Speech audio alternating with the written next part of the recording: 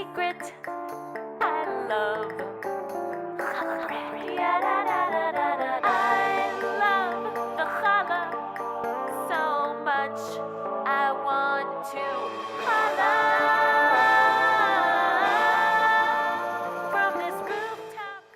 Welcome to Holla for Holla with Bonnie Eisner at the Cook Collaborative in Philadelphia. You will be able to make challah in like no time.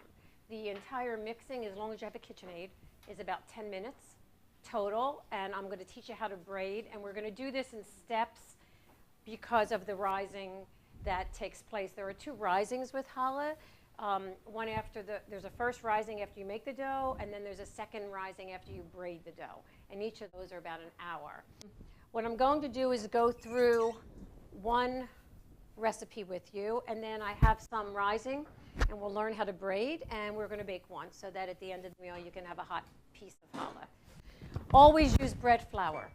If you use, you can substitute whole wheat, you know, a little bit if you want. You can put regular flour. It won't have the same consistency as you're going to taste today when you have lunch.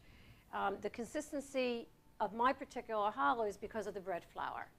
So I typically put a whole bunch in a bowl like this because I just find it easier to dish out. And you're going to start with 4 cups of flour. So we're just going to put it in there. And if I go too quickly, slow me down. So then you're going to put two packages of yeast just all the way in. When I mix this up, I'm going to show you what it should look like. It's really, really easy. Put in a half a cup of honey. So you have honey in here, and now salt. You want 2 heaping teaspoons of salt. I use sea salt or kosher salt. And when you see how easy this is, and it's going to be really... You're not mixing the yeast with any water. Not yet. Not yet. I always use honey, and I never use sugar. I just think it adds a flavor to the bread. I don't make it without honey. And I use a nice orange honey because you'll see later we have orange juice in here, and I just think it makes a really nice flavor.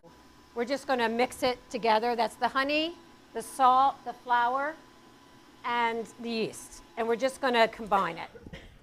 And then I have heating up now the water, but we put a 1/4 cup of vegetable oil. Do not use canola oil. I've tried that once, and it was a disaster.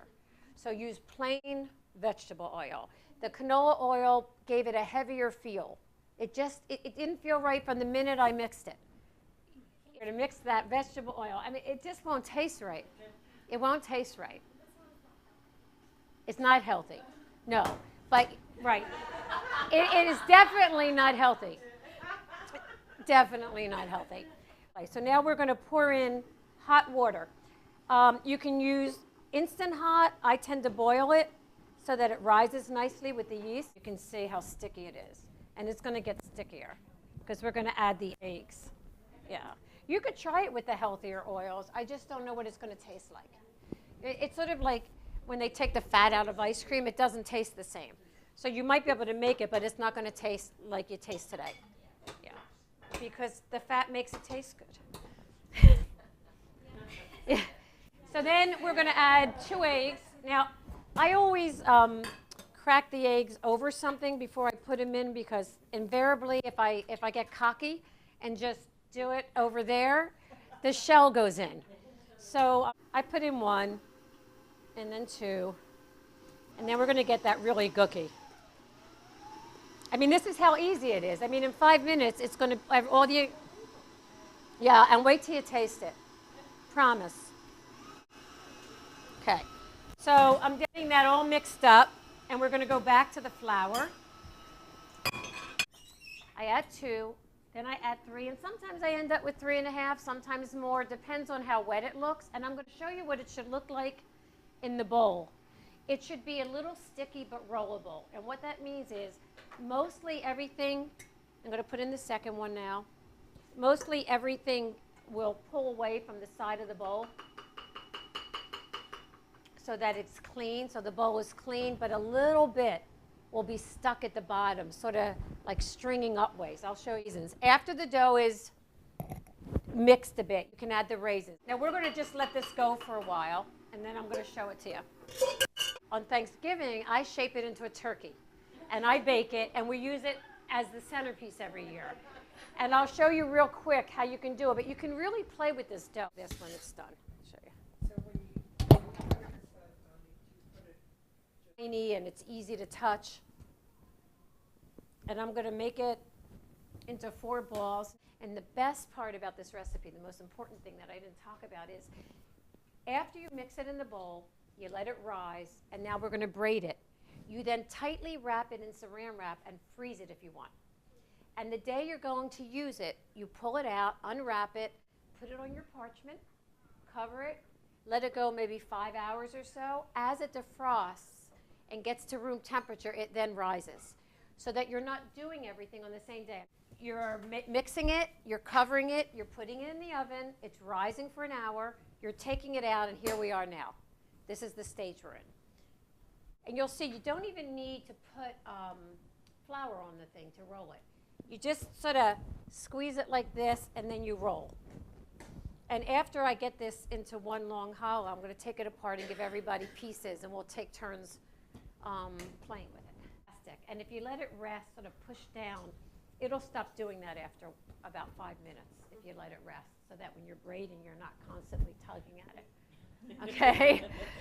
Yeah. So, I'll show you. But it's really nice, and it's really nice to do with people. So you want to try to get them about, I don't know, maybe it's an inch round, a half inch. You try to get it as even, but it's not easy to get it exactly the same. When you have 4 strands, this is what you have to remember. 2 to the right, 1 from the left. Okay, so 2 from the right, 1 from the left, and that's all you have to remember. You know, connect them like this. I read online that you could teach this doing it with licorice, but it didn't work. It was too. I tried it, not the string leaf. They actually had. I was going to bring all this, not shoelace.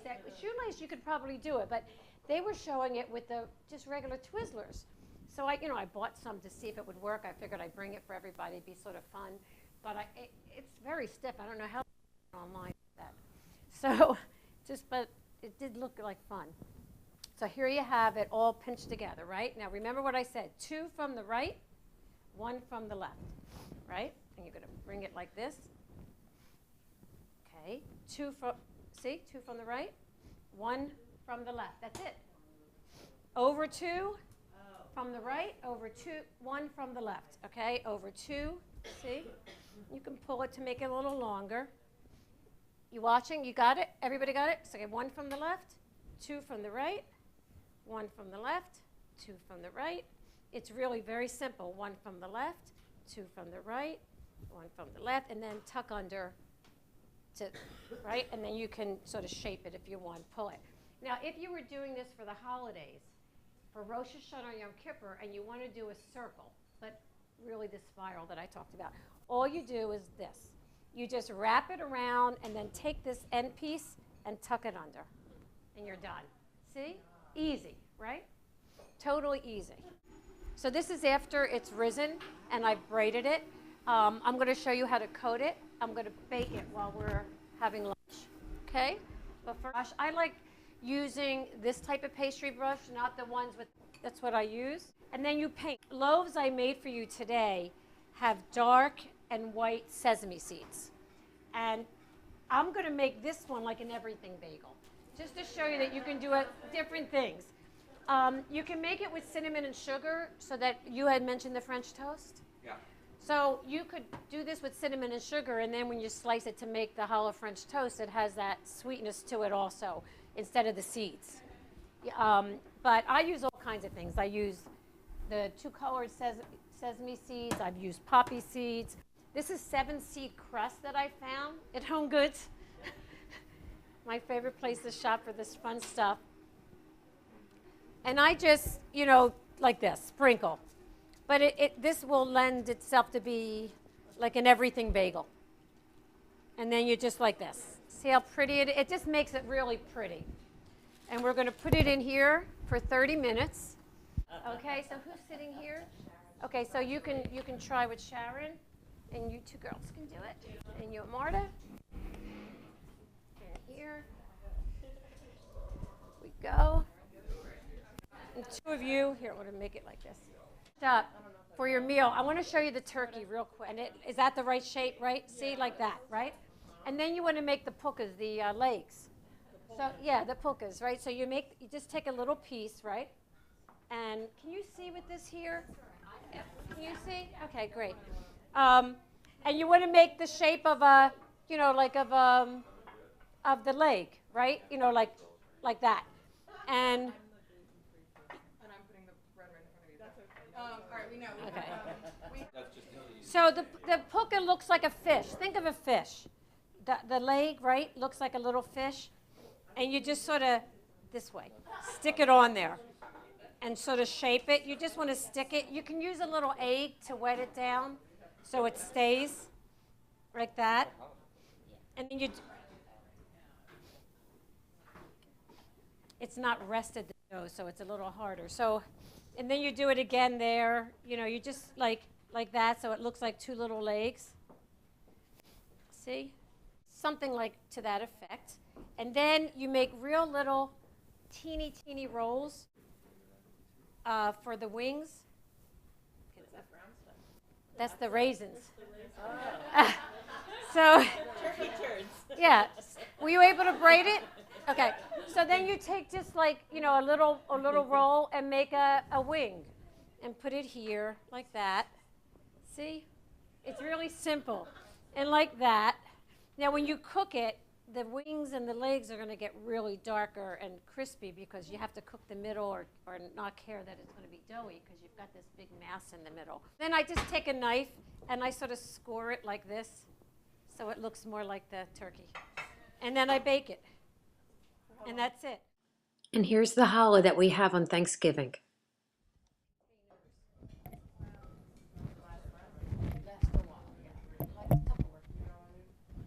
Friend of Jay's wife brought it to us at the shore when they came to stay. Business guy, they came for the weekend. And it was like a hollow, listen, a hollow sound to it. Means it's ready.